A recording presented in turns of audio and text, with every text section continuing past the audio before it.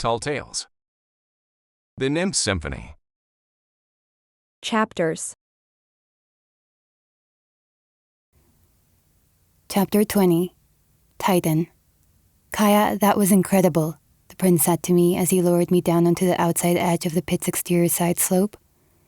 This moment was the first thing I could recall after he successfully managed to pull and heave us both out from the large, imprisoning trapdoor roof gap, while I laid unconscious across his left shoulder. My body a dead weight as he carefully planted me down, leaving me free, once again, to feel the roof spin from the comfort of flat, powdery but solid ground. Opposed to the rocky seasick feeling similar to that of being caught in a heavy ocean rip and getting tossed around by all of its huge crashing waves.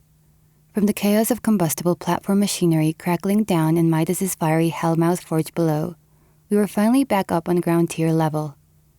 Upon re-entrance, we were already hearing and feeling the shockwave of equipment bursting apart as a blurry blinking sight of pipes toppling down came like a volcanic rumble that echoed into my ear from right along the shallow, powdery graphite sands of the mine hill. Workmen were screaming at each other to move quickly, as frantic remarks like, "Just leave it," "Hurry, hurry," and "Go, move quick," took hold in a loud verbal spray of words. The cave pocket and all within Midas's dome-shaped facility was falling apart, appearing as if it were on the brink of a cave-in, while his devoted subjects worked perilously and courageously to prevent its demise. And yet, taking comfort in this, Arlo dropped down beside me to his own weary exhaustion. Although breathless, he was calm and composed as if he understood something we hadn't. He laid down beside me, with Anera lying down on his other side. "I could really use some help, Arlo," shouted Akoni, the only one still standing as he battled to hold anchor upon an industrial-strength fishing line that was attached to the crystal underneath the pit, tensed upon the adjacent side of the hole from us. Akoni was attempting to suspend the crystal above the lava before it fell in and became completely irretrievable. His gallant efforts required a whole cartridge worth of strong, thin woven silk lines from his grapple gun. Each strand shot down, stuck and interweaved with the others as it coiled into one overly flexed but durable line of rope. Akoni used the jetpack on his back and all the clips on his belt to both jet and walk away in the reverse direction from the hole, just to keep that infinitely heavy diamond crystal from dragging him down with it. "Just take it easy, okay? We're going to be all right," Arlo calmly reaffirmed to his sister and me before battling for the strength to push his hefty body back up and move over to grip the same cord Akoni held. Some other soldiers then appeared out of the blackness to help tug up the crystal alongside him. Both Anera and me stared at those soldiers in one perplexed delirium, having a real inability to process what was happening. Soldiers of red spider silk cloth were coming out of multiple side tunnels and joining the effort to retrieve the crystal diamond. What we were both seeing was neither hallucination nor hysteria, but genuine reality. Melena's most loyal combatants had swooped into the rescue, all of them coming into this chasm via various scattered side tunnels, blocking the exits in siege as men roughly and ruthlessly bombarded their way into the huge mining facility and laid waste to it. Midas's machines were crumbling as they were set on fire and their workers were flung and pinned to the side cave walls aggressively as these soldiers searched for their criminal ex-king from within that crowded cluster. After having already valiantly dived down to retrieve Anera and save the crystal, Akoni heroically ensured that the crystal was secured from falling down into the unreachable volcanic basement below, even if it meant the destruction of his own equipment. He had protected it with great risk to his own life. The jetpack that sat on Akoni's back was depleted of all metallic fuel reserves, beginning to rot and deteriorate as its thrusters begun to burn and eat away at its own metal lining in order to maintain a fluctuating force of purple-white flame. While this happened, Arlo and some other committed soldiers enduringly dug their feet down into the sands and committed to the combined effort of heaving the crystal up from below. Successfully, the crystal thudded as it reached high enough up on the sloping ledge to be dropped and left mostly over the pit's edge without sliding back down, giving Akoni the chance to throw off his jetpack before it incinerated into purple flames upon his back, much of his life's work burning up before his eyes. Upon resurfacing back onto a more chaotic factory floor than it was beforehand, Anera and I were awaking within a growing fog of steam and smoke, which blurred almost the entirety of the ongoing chasm and war zone. "She's a little beaten up, but she seems all right," said one soldier to another as they looked closely over at their dazed princess, who was stricken with bright red and blue bruises that were scattered all across her arms, legs, cheeks, and forehead. "Get a medic anyway," said a fellow soldier. "Don't get up. Just lie still. Rest, please. Everything is under control," the same soldier said towards me. "I'm fine," I replied, although coughing under the growing inhalation of smoke. His attention immediately diverted away from mine to unstable sounds of fuel barrels exploding from a cave tunnel. Soldiers all ducking for cover before Midas made a brave escape through the flames, running boldly towards the larger ongoing conflict as he leaped towards the hallway and through the thick gold-fold chamber doors on the other side of us, leaving every soldier to abandon their prisoner roundup and give chase. Remarkably, the fires Midas lit activated a sprinkler system that poured water all across the dome through the scaffolding level up above, subduing most of the combustible components along the lower floor level, and ceasing all havoc being caused, allowing countless patrons to flee through the tunnels during the former king's diversion. "Get up, you two. It's time to go," Arlo dispassionately declared, eager to be a part of the ex-king's capture. "Anera, can you get up?" Akoni asked Anera, more polite than his brutish friend, although just as impatient, as he too was keen to oversee what was happening with his father's capture. "Inform Elena we found them," said a stern voice. It was the first time I'd ever heard Sephir speak. He stood above me on the highest perch of our little mining hill, a bundle of arrows dangling out of his long leg quivers. Candle wicks lit on either side of his leafy green bow as he entered the siege, ready for violent combat, the sight of those flames being something I did not wish to see so soon after the whole heated experience we had just endured our way through. Absurdly so.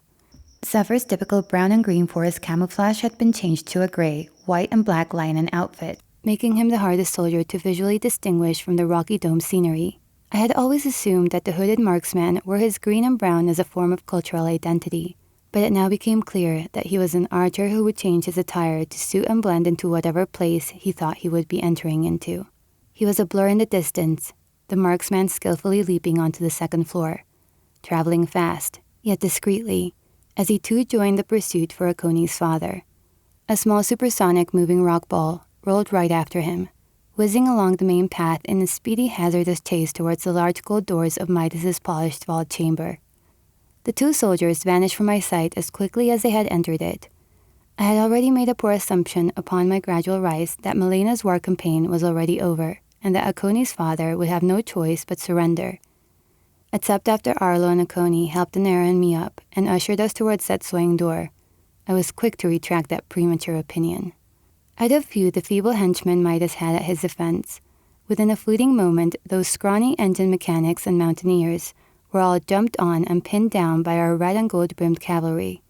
And it was only Midas who was left scattering from shelf to shelf, the only one refusing to submit to Melena's imperial forces, who were all stopping at nothing to subdue him in the confined library quarters of that large multi-story vault room chamber. Through a faint crack in the two closing doors, I caught a glimpse of Midas turning around and using spring-loaded chains that came out of his mechanical suit. His chains were sharp and pointy, like crossbow bolts, and launched out into various high shelves and walls, pulling him one side then the next in a clever tactical sideswipe. It seemed his metallic gold armor had grown fatter in both body mass and weight force since I'd last seen him. It was merging within the riches within the chamber and was currently fitted with a huge, thick, spherical roll cage that bulbously spouted out from his chest and gluttonously covered much of his arms and legs. It was made from a mesh of metal wires wrapped like spider webs across all parts of his legs and arms in one interweaved protective spiky carapace. For me, Arlo, Anera, and Akoni, it was a day of facing our innermost demons, and as we pushed through those golden vault doors to see what else might be on the other side, none of us could have imagined the amount of resistance Midas was putting up against such undefeatable odds. I had walked in too confidently, half expecting to find Midas already locked up in chains, but instead of being greeted with the roars and chants of glorious victory, I was confronted with a battery of falling treasure chests and gold coins raining down. I had to stick by the doors of where the sturdiest high shelves sat above, as even there I and the others were hardly safe from the treasure crashing down and striking the unsuspecting footman, foolish enough to enter the middle center stage of his Colosseum-sized storage library and vault. Midas was against an entire army of our best and brightest soldiers.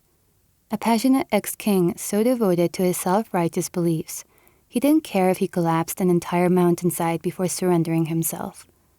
In essence, he was willing for us all to die under the breaking roof rocks, toppling shelves and dangerous gold plunder that was piling up into multiple loot piles all across the once tidy and polished tile library floor. Gold coins were pelting down from above, falling like hailstones as avalanches of collectibles slid down from the rocking shelves Midas struck against and crashed into while throwing out his retractable chains and lunging himself from wall to wall. Gold and metallic objects constantly crashed onto the floor where Midas and the soldiers fought, all of the first response infantry joining us against the safety of the walls, without being crushed by the unpredictable falling treasure cascading down from the storage heights of an endless heaven above.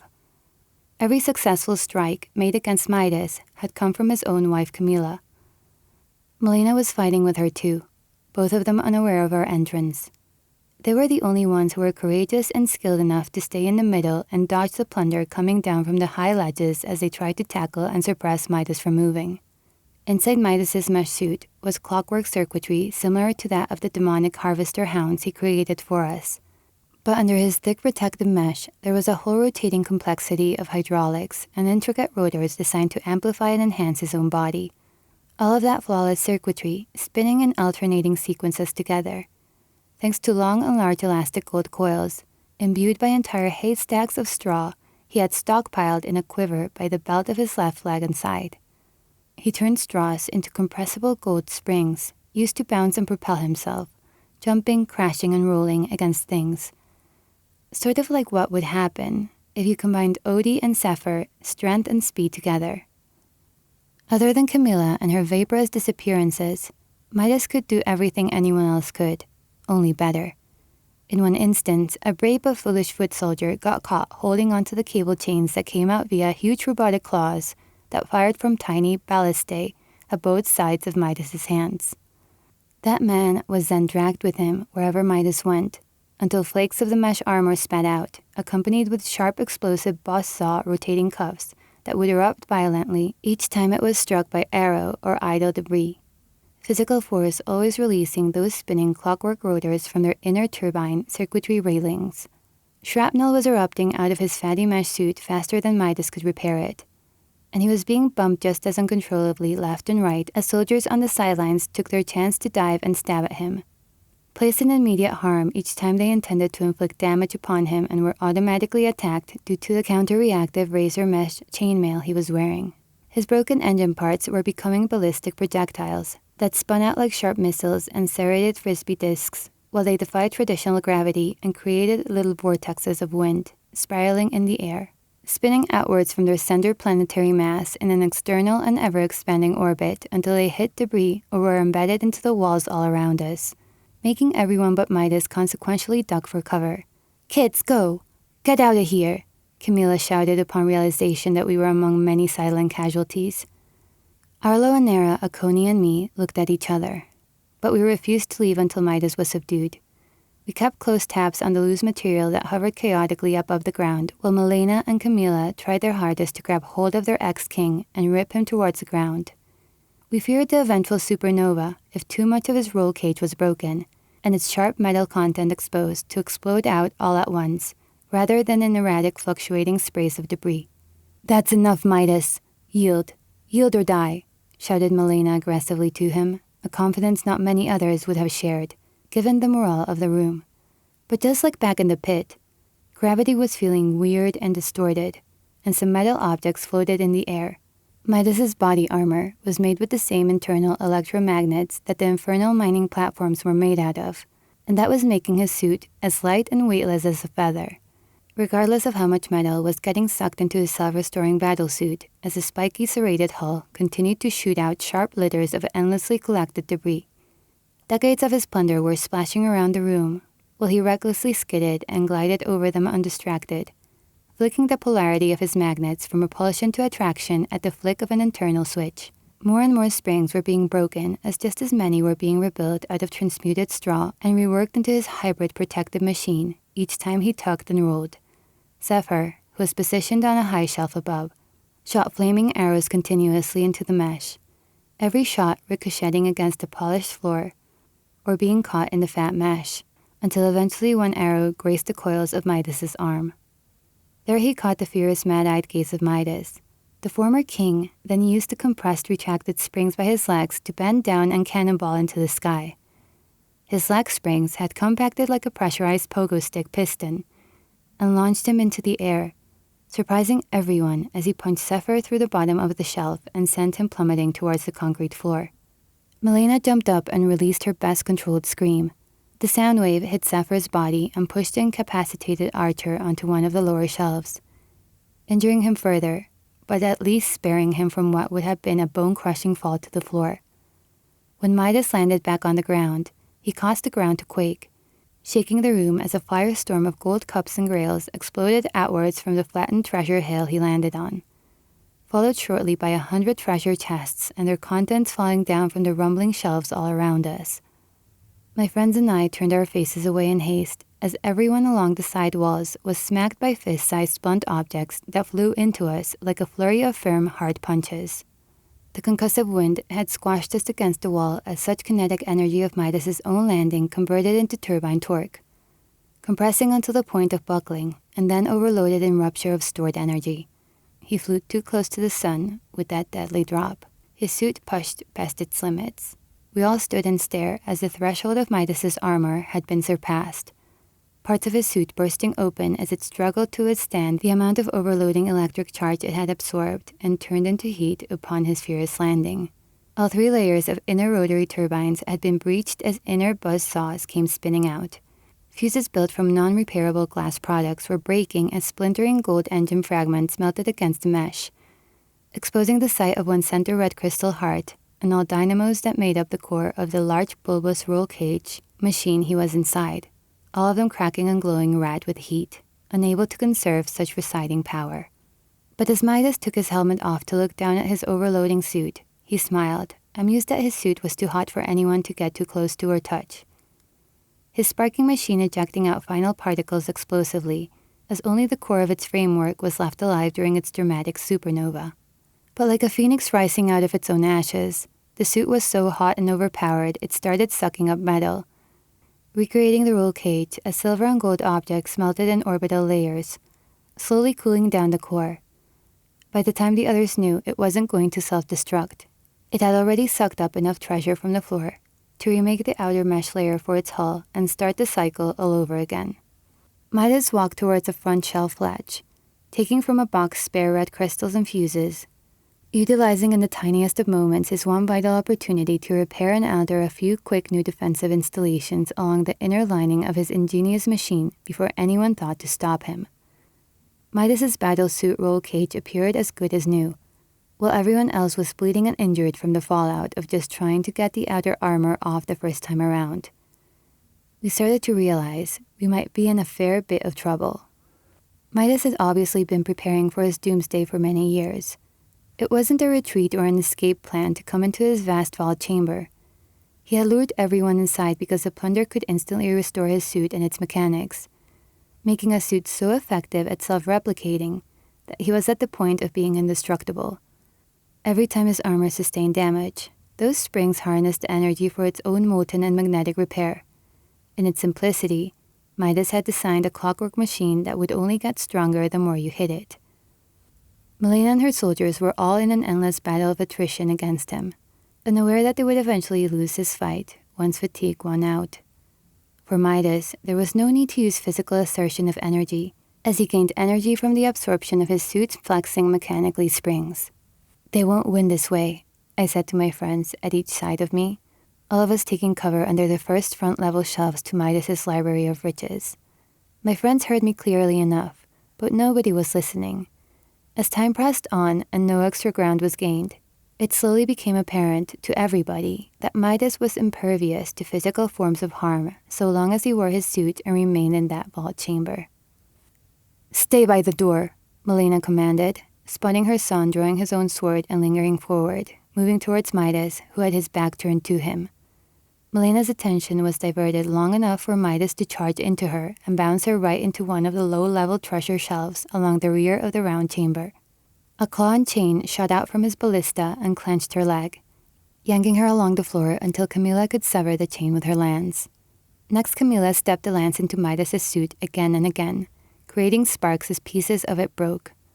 Micro-explosions of particles bursting out towards her from the incision seam she had created from within the mesh. Her head near the sparks and small-sized buzzsaw rotors hitting the blade as she tried to dig it deeper down towards actual flesh, despite all of the cuts and flames projecting out near her hands and face by doing so. Midas then kicked her away with great ferocity, but her spear stayed in his cage, making her the first one to successfully puncture a small opening in Midas's suit. Melena leapt back up and recklessly threw her hands boldly into the sparking wire hole. Her skin was like serpent scale, and with it she ripped out components from the interior nexus of Midas's inner gold cage with her fingers. The ex-king was, for the first time, noticeably frightened, compressing his leg springs back as he tried to launch away. But instead of jumping, he dropped to the floor and kicked Melena into the wall, while he rolled away backwards towards the shelves directly opposite me and my friends. Melena had failed to pull out the crystal core that coordinated his defense systems into pre-organized patterns, but his repairs were at least slower this time around, and the stitches weaved by his ductile straw more crude and prone to shuddering electrical fault. Camilla appeared before him again and again, forcing him to keep moving and ruling from harm. Once tucked into a ball, Midas could bend flexible straw into coils around his fingertips and transmute them into strong gold-plated wires before another could uphold his attention. Odie himself began rolling and ramming into him consecutively, but both of them just bounced off each other and made life more difficult for those of us along the sidelines, who had to move to avoid being crushed between Odie, Melena, and Camilla. The fight was like watching three gods take on a titan. No one else could get close enough to make even the smallest of differences. Every weapon ever chosen and every outfit and battle plan ever created in our prospering lands was once conceived using something from Midas's ingenious designs. Quite simply like a father to us all, he knew us too well to be bested by any trick or trait we had in our joined arsenal. "You're going to need to intervene," Arlo said to Akoni, willing to defy our queen's direct orders to stay on the sidelines, if it meant taking down Midas before the whole cavern crashed down on us. "She told us not to move," Akoni said. "You don't need to move to shoot that thing," Arlo responded, looking down to Akoni's flare gun pistol. Without his backpack for fuel storage, the gun would need to be charged manually by Akoni's highly conductive skin. "Arlo, I can't," Akoni said reluctantly. "Akoni, both of our mothers might die if you don't take that shot. Arlo, we are in a room full of metal. I take one bad shot and everyone in this place and the mountain explodes," he warned, the consequences of metal-eating flames being used in a treasury vault being about as potent as lighting a matchstick on a haystack. "I trust you'll get a clear shot," Arlo stated, still devoted to his earlier demand, feeling the necessity to do something drastic before it was too late. "Akoni, don't listen to my brother," Anera immediately disputed. "They can do it. Give our mothers more time." Watching her mother pounce on top of Midas from behind, toppling him over as she perilously ripped at the back of the mesh, searching for a place to stick her hand in and catch the crystal core moving in orbit around the inner layer cage of the suit. All whilst Midas rhymed Melena into a shelf repeatedly, trying to get her off him. She let out a piercing scream into the mesh, trying to scramble some circuitry, but it only served to expose electrical wire that jolted her off him and through the wooden shelf wall behind them. "Arlo, help us," Melena whimpered out to her son in a shaking defeat, desperately leaping off two stiff firm legs and fishtailing and whip the ex-king in order to momentarily subdue his advances towards her, crawling towards the middle of the floor and escape as Ode charged into Midas, only to have Midas fling consequentially into Melena and into the sturdy rock of pure cave wall. I was surprised by Maya and many others' sheer reluctance to intervene. I was scared like everyone, but all the same, we all stood stagnantly over whether to merely leave or get involved, feeling almost as if we had no part in this family affair. For that matter, I didn't feel like Anera, Arlo, Akoni, or even Odie had any part in it either. Frankly, we were all too young, born into their everlasting feud. We never got to make a choice about what side we wanted to be on, nor much recollection of what things were like before Helios overthrew his best friend. Always obliging to his mother's will, however, the prince did not feel the same on the matter, choosing to run out of the golden doors to find and call over any extra reinforcements lurking nearby. "Watch out!" Akoni shouted to our queen, pointing to the multiple shelves collapsing one by one from above her. A heavy amount of tools and jewels crushing onto the splintering storage shelf as it all fell on top of Milena, burying her alive under the thick wooden parts of the ceiling. Anera and Akoni together rushed through the firestorm of things falling down, while I stayed watching from the sidelines, expecting Milena to humbly explode out of it like the immortal I imagined her to be. The golden hail bettered Midas' note, but they were unfazed by it, and Camilla shifted in and out like bouts of white misty smoke, a cloud managing to avoid all of it, the three of them together finding a way to ignore the orchestra of thoughts and sounds in the room, while they all remained locked in wrestle, refusing to flee for their lives. "I can't get a grip," Akoni yelled, fumbling as he tried to help pull the shelf off our encaged queen. "She won't be able to breathe under there," Anera exclaimed in fright. "Kaya," Akoni called to me. "Are you there? Come on, do something," he yelled to me in a flustered panic, his shout startling me out of my residual daze. "Do you think your shadows could help raise it?" Akoni asked me upon my slow approach. I've never," I flustered to say, my hands up to showcase the glare of the bright shiny room and all of its blinding lights. "Just try," Anera said to me. "Kaya, please, you've got to hurry," she then begged, using her powers to see through the rocks so she could locate exactly where her mother was situated. I followed Anera's lead, using every dark crevice underneath the shelf to inflate a cloud and attempt to expand the gaps in between my queen and the rubble. The headache I had was returning tenfold as I managed to solidify enough of the corners to tilt and jackknife the shelf for Akoni to reach inside, the main wooden plank dropping its contents as the shelf was then elevated by Arlo upon his unexpected re-arrival, effectively granting enough of a gap for his mother to draw a breath and crawl out of. "I'm fine," the queen stated as more shelves continued to collapse all around the room. "Just get out of here," she said, waving away the worried field medic who came over, just one of countless others who just entered the room despite the ongoing carnage. "Odysseus, it's me," Midas said to Odie. Midas's headgear worn down to just a thorny gold crown and protective mesh visor that protected his gritty and dirt-stained sweaty face, while he was restrained by the minuscule-sized stone-skidded impish man. "Come on, boy. You remember me, right?" "Don't listen to him, Odie," Camilla and I said together, and our joint concern was enough to ensure Odie didn't succumb to letting Midas go. Odie instead used his heavy hugging torso to pin the ex-king down, while Camilla leaned over and finally managed to yank out the red crystal heart responsible for the suit's restoration feature. "Honey, don't do this," Midas begged his wife. "I'm sorry," she said. "You're killing them," he shouted in exhaustion, loud enough for all the soldiers present to hear. Camilla looked back at her son, tears in her eyes as he finally got to lower his pistol from his father on the floor. "There are no ghosts, my love," she said to her husband, letting her guard down as she straightened to stand up.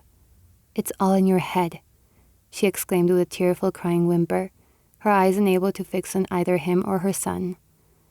Her husband grasping her left leg in an untamed rage as she shrieked in pain, Midas searing two thick gold handprints into her skin before Odie struck his head with two quick club-like stubby conjoined hands. "You're killing them," he whispered one last time, delirious but determined to stay awake, as at last he collapsed and the war was over.